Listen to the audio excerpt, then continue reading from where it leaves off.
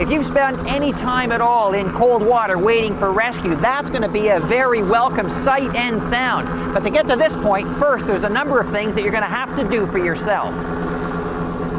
One of the myths that many people believe, particularly in cold water climates, is that cold water immersion will lead to a quick death due to hypothermia.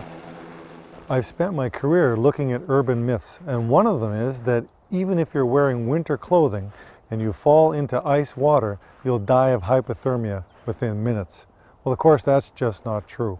If you do the right things, if you don't panic and take proper action, you should be able to survive, you should be able to self-rescue, and if not, at least be able to survive long enough to allow someone to rescue you. After 15 minutes in the water, limbs will grow increasingly stiff and unresponsive, and a person will eventually be unable to self-rescue. At this point, the priority is extending consciousness and survival time. Slow heat loss by minimizing movement. Be prepared to signal potential rescuers. To increase your chances of survival in cold water, the huddle is an important tool. Plus, there's an important side benefit of the huddle, and that is it increases your visibility for search and rescue forces. The huddle position is when you have several survivors in the water and each of you can wrap your arms around each other's shoulders to conserve each other's body heat and support each other's morale. You're able to talk to each other and keep each other's spirits up, which is very important in a cold water survival situation.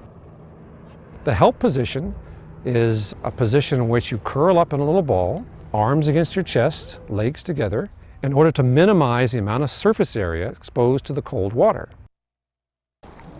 One often debated question is whether to stay active for warmth while waiting for rescue or to remain still. Exercising or swimming in cold water actually will decrease your survival time. And that's because even though exercise produces heat in your muscles, the cold water will suck that heat out of your body as fast as you produce it. So exercising will actually decrease your survival time. So the best procedure for you to do in a survival situation, if you have a life jacket, is to hold still in the help position, or if you have other survivors with you in the water, huddle together to conserve your heat.